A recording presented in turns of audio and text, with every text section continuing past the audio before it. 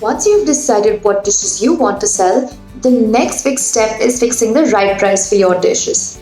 Should you sell a plate of sabudana khichdi for 40 rupees or 70 rupees? What is the correct approach while calculating the price for your dishes? Let's take a look at this and much more in this video. To understand pricing in detail, we need to know two things: cost price and sale price. Cost price is the total of all costs that you incur to make your product ready for delivery to the buyer. For your food business, whatever you have spent in order to make your final dish available to the buyer will all form part of the price for that dish. To give an example, for making chole bhature, you would have spent money on ingredients such as chole, spices, maida, etc.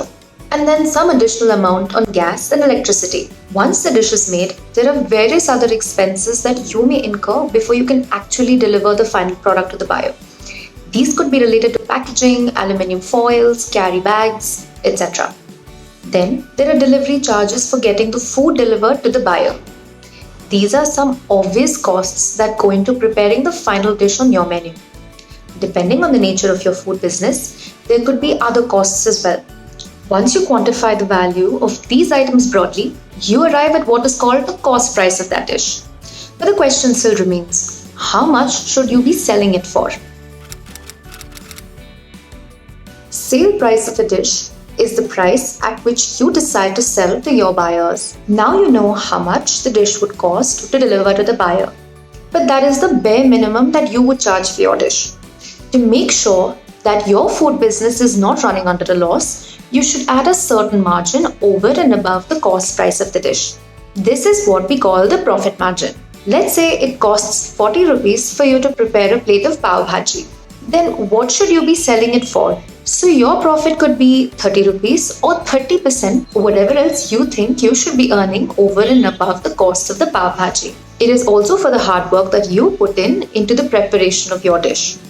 Once you add your profit margin to the cost price, you arrive at what is known as the sales price. And this is the final price of the dish that you can quote in your menu.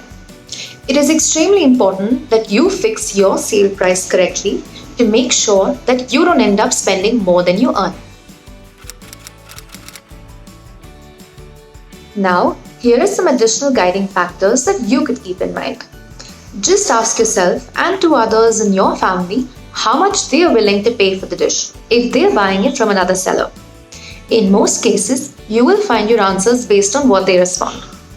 For example, if you ask me how much I am willing to pay for a plate of sabudana khichdi, I may tell you 70 rupees, but your friends tell you 50 and 60 respectively. You know that you can price one plate of sabudana khichdi between the 50 and 70 rupee price range. Remember, there is no correct answer for this question.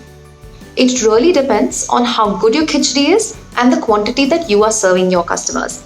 You can experiment with your prices by selling in bulk or selling in multi-packs.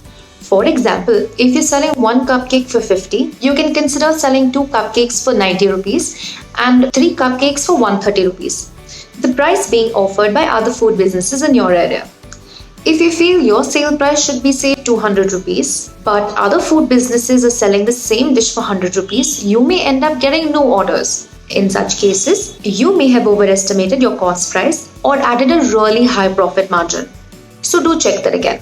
It is always a good idea to consult other established sellers on how much they are pricing their dishes at. But never copy another seller's prices, and always remember that no two sellers make any dish the same way. Like I said, these are just factors to help guide you and are not mandatory to help fix the price of your dish. In the final segment of this video, let me tell you how Chef Buddy can help you stay on top of your profit management game. On the Chef Buddy app, you can not only save orders and know how much you're earning in a week or a month, you can also track each and every business-related expense.